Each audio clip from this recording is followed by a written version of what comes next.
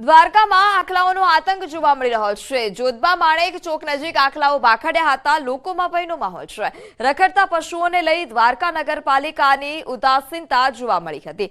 દ્વારકાધીશના દર્શને આવતા ભક્તો તેમજ દ્વારકા શહેરમાં રહેતા સ્થાનિક લોકો આખલાના ત્રાસથી પરેશાન છે। દ્વારકા શહેરમાં અવારનવાર રખડતા પશુઓને કારણે નિર્દોષ લોકો અકસ્માતનો ભોગ બને છે। સુરતના માંગરોળના લવેટ માર્ગ પર દીપડીનું મોત નીપજ્યું। ટુ વ્હીલરની અડફેટે આવતા દીપડીનું મોત નીપજ્યું હતું। 2.5 વર્ષની દીપડીનું બાઇકની અડફેટે આવતા મોત નીપજ્યું છે। વાંકલ વન વિભાગે દીપડાની મૃતદેહને કબજો લીધો હતો અને મૃત દીપડીને માંગરોળ પશુ ચિકિત્સાલય ખાતે લઈ જવામાં આવ્યો।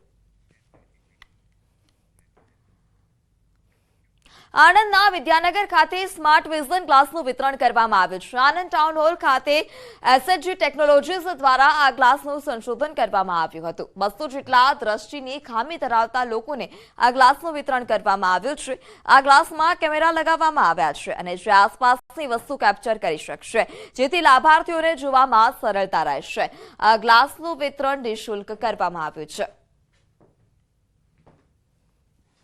આ ક્લાસીસની વિશેષતા એ છે કે સૌથી મોટી વસ્તુ જે મને ગમી એ અમારા માટે આ વિઝન છે, એટલે અમે જોઈ શકીએ છીએ આનાથી।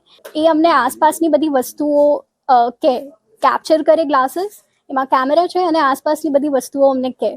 તમારા બ્લૂટૂથને એનાથી કનેક્ટેડ છે, એટલે તમને બધી ઇન્ફોર્મેશન મળતી રહે અને વ્યક્તિ કોન્ફિડન્સથી ભલે વિઝ્યુઅલી ચેલેન્જડ હોય, દિવ્યાંગજન હોય, પણ ખૂબ સારી રીતે પોતાનું કાર્ય કરી શકે।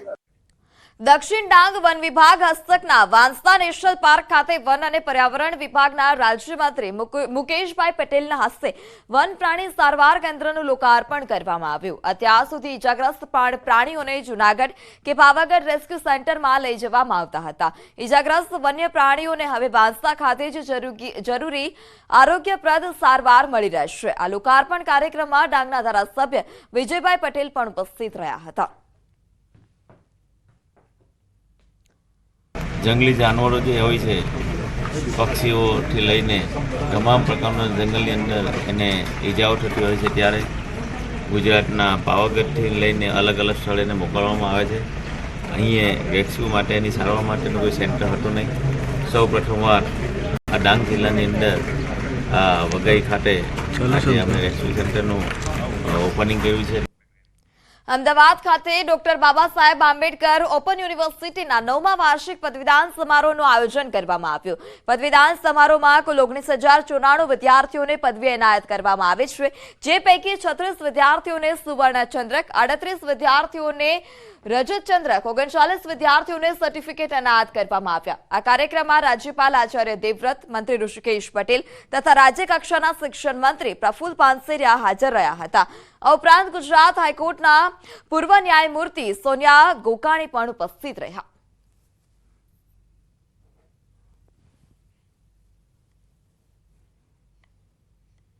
एक यूनिवर्सिटी को राष्ट्र की भावी पीढ़ी को जो कुछ समय के अनुरूप देना चाहिए वो सब कुछ इस विश्वविद्यालय के द्वारा दिया जा रहा है।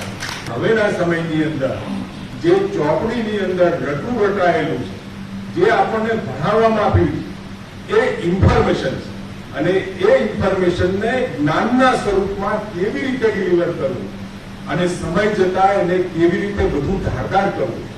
જ્ઞાન હંમેશા ધારદાર હોવું જોઈએ। ડિગ્રી લેવા માટે નહીં, પરંતુ જ્ઞાન પ્રાપ્ત કરવા માટે અભ્યાસ જરૂરી છે।